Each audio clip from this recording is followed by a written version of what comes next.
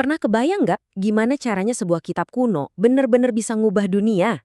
Hari ini, kita bakal bongkar satu kisah luar biasa dari balik lembaran naskah klasik. Ini bukan cuma soal ilmu, tapi juga soal transformasi hebat. Sebuah warisan yang ternyata masih hidup banget sampai sekarang.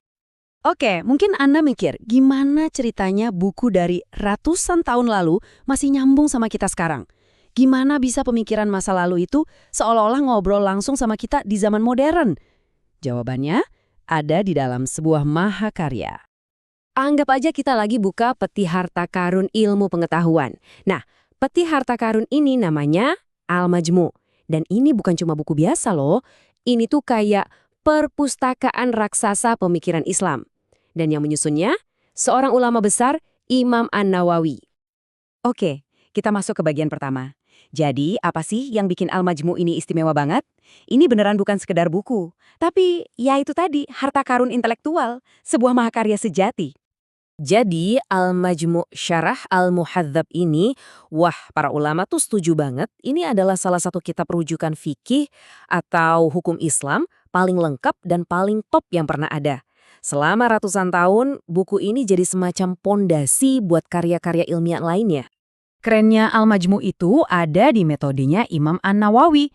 Beliau tuh nggak cuma ngumpulin info, tapi dianalisis, dibandingin pendapat-pendapat ulama yang beda-beda, bahkan sampai ditelusuri riwayat hidup tokoh-tokoh di baliknya. Nah, karena saking detail dan telitinya inilah, kitab ini jadi rujukan yang kuat banget dan super terpercaya sampai sekarang. Tapi tunggu dulu, Al-Majmu itu isinya bukan cuma hukum dan analisis yang berat-berat loh. Di dalamnya ada banyak banget kisah inspiratif.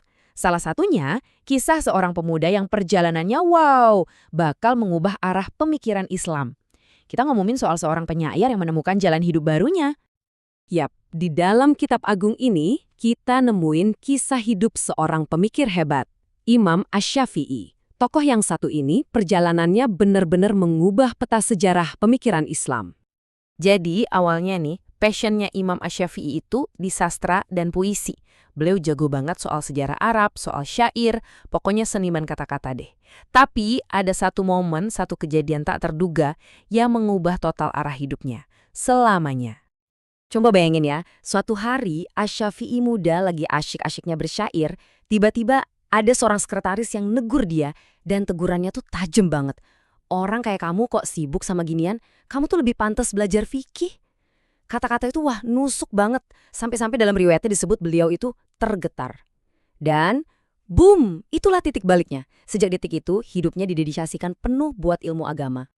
Nah, perjalanan barunya ini jelas nggak gampang, tapi beliau punya dua pilar kekuatan yang luar biasa. Satu, garis keturunan yang terhormat, dan dua, kegigihan yang bukan main. Soal nasab, para sejarawan semua sepakat. Beliau ini dari suku Quraisy, suku yang sama dengan Nabi Muhammad SAW. Jelas ya, garis keturunan ini ngasih beliau status yang terhormat dari lahir. Tapi jangan salah, punya nasab mulia bukan berarti hidupnya enak dan gampang. Justru kebalikannya. Beliau tumbuh besar sebagai anak yatim, kondisinya sangat sederhana. Nah, ini poin pentingnya. Kebesarannya itu bukan lahir dari kemewahan, tapi dari perjuangan. Dan perjuangannya itu nyata banget. Ada satu cerita yang luar biasa. Karena gak punya uang buat beli kertas, beliau nulis semua yang dipelajarinya di atas tulang belulang. Sampai tulang-tulang itu menuhin kemahnya. Kebayang gak?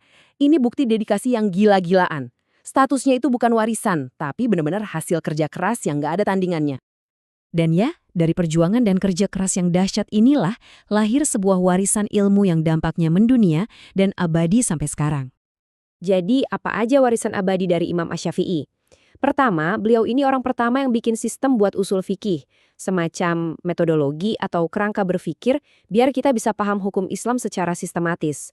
Kedua, keahliannya soal Al-Quran dan Sunnah itu nggak tertandingi, makanya beliau jadi seorang imam besar, panutan buat seluruh dunia Islam. Nah, kita balik lagi ke awal kan? Pertanyaannya, kok kita bisa tahu semua ini? Jawabannya ya lewat karya-karya kayak Al-Majmu'un ini. Kitab ini tuh fungsinya persis kayak kapsul waktu yang nyimpen semua ilmu dan kisah hebat ini biar kita, di zaman sekarang, tetap bisa belajar darinya. Kisah ini benar-benar ngajarin kita betapa pentingnya menjaga ilmu pengetahuan. Jadi, coba kita renungin bareng-bareng deh. Di zaman serba digital dan banjir informasi kayak sekarang ini, kira-kira warisan pengetahuan apa sih yang menurut Anda paling berharga buat kita jaga dan kita wariskan ke generasi selanjutnya?